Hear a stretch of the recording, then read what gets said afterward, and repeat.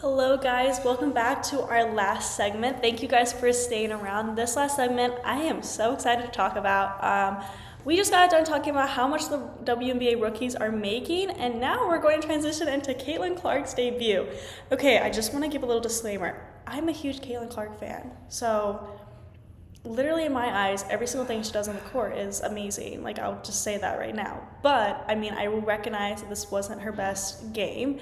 We're going to go into that and stuff, but I just want to say that I'm a huge fan of her. So, little disclaimer there.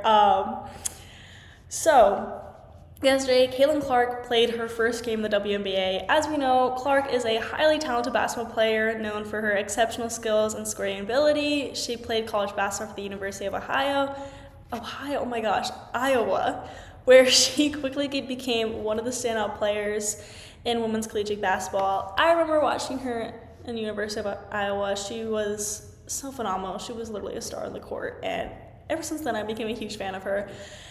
She led the NCAA in scoring and was a consensus All-American. Her performances in college garnered national attention and made her the #1 overall selection in the 2024 WNBA draft.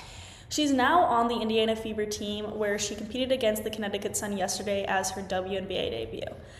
Now, I just said that she was the #1 overall selection at the WNBA draft, so just consider how much pressure she has on her and how much media attention she has been getting when we talk about her performance. So the game ended with the Connecticut Sun winning 92-71.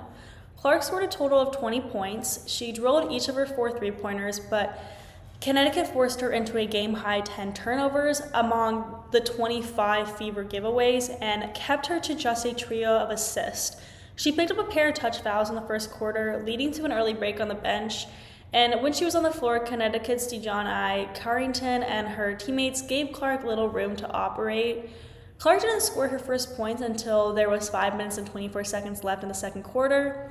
She got a little more offensive footing in the second half, scoring 13 points after intermission. Clark's 20 points ranks second in franchise history behind Hall of Famer Tamika Catchings in 2002 with a total of 23 points for a Fever player debut. I want to just go back and make that clear. That is not all in the league. I'm just saying that just for Indiana Fever, that team, she ranks second in franchise history. And just for comparison, though, Candace Parker had the highest point total for any WNBA player in her debut with 34 points in 2008. But it is very important to recognize that turnovers were a very big issue for Clark yesterday, with 5 giveaways in each half. Fever coach Christy Sides said Clark wasn't to blame for all 10 turnovers, though, which is a bold statement by Sides to say that. A lot of critics have been saying that that is a bold statement. I don't think it is, because it's a team sport. But let me get into that. Okay, so Sides said, we got to help her out. We got to do a better job of coming back to the ball. I completely agree with that. It's a team sport. Turnovers aren't just one person's fault. Yes, this wasn't great of Clark to have 10 turnovers, 5 in each half. That's impressive in a negative way. But still, I think it is a good leadership role that Sides said publicly that, it's a team sport. We got to all help her out. We can't just blame one person. I think that was very great for her coach to say that, and I think is more encouraging for her team.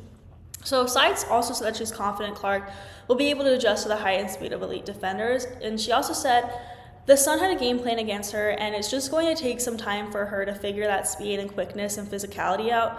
We try to rep it and mimic that at our practices with our practice guys as much as we could, but it's just not the same.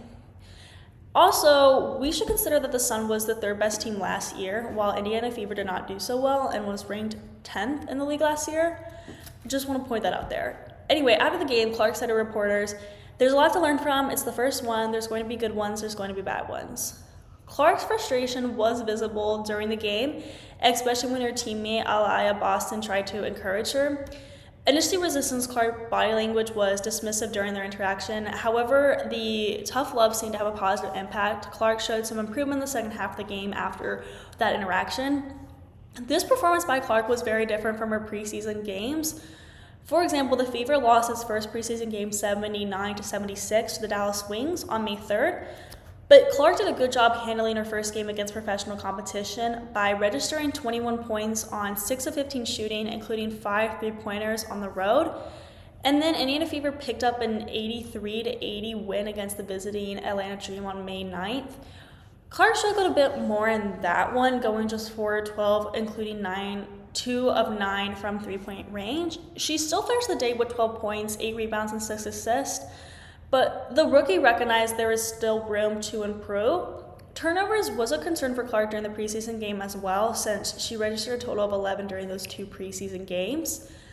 But going back to how Clark played yesterday, a lot of people are saying that this is not a good game by her, while a lot of people are considering how she was under lots of pressure and that should be taken into consideration. I think this game really showed how over the top the expectations were for Clark. While she had a team high 20 points, the performance is still going to be defined many as a quote-unquote struggle, primarily for the turnovers. I'm sure the turnovers were what frustrated Clark the most. I mean, it would frustrate me the most, to be honest, since, they prevented any possible scoring opportunities for the Fever in that moment. But also it's important to note how the Sun adjusted a lot of their play to cause this struggle for Clark. Connecticut guard Dijonai Carrington made things hard on Clark, who had 8 of her turnovers against the 4th-year pro. Clark was also 2-10 shooting against Carrington, so you have to take that into consideration. Still, I think this was not the best game for Clark, but the pressure and the Suns' tactics to cause a struggle on Clark should be taken into consideration. I think Clark will play better in the upcoming game, and I obviously hope she does, possibly because of the less pressure. It's like your first game, you get that out of the way.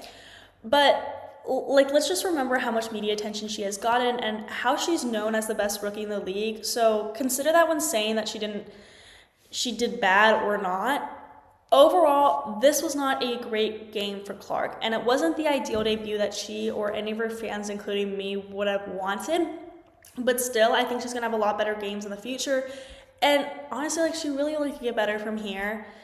Despite the disappointing debut, Clark remained optimistic, which emphasized the importance of learning from the experience and not dwelling too much on one bad game, and her attitude reflects a readiness to adjust and improve as she continues her career in the WNBA, and this game is really more of a learning experience for Clark, and hopefully we can see her get better and better each game. I think that her optimism and toughness on herself should be taken as impressive and more appreciated, that she didn't get too much in her head. There is a lot in the professional league of mental and physical competition with yourself and your teammates and your competitors.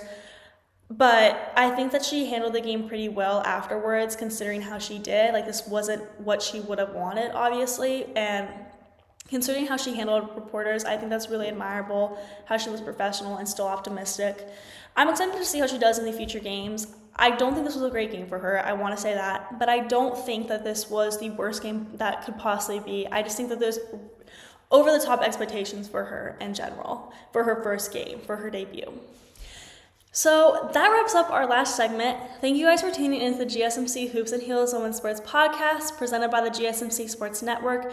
Your support means a lot to us, so please remember to subscribe to the show and leave a positive review. It really does make a difference. We also invite you to follow us on Facebook, Twitter, TikTok, and Instagram for more content and updates.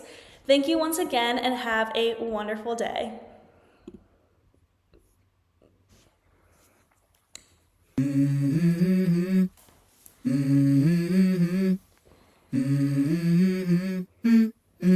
Let's go. I wake up to a little bit of drool on my pillow, feel like it's gonna be a bad day. Yeah, I'm tired of shit.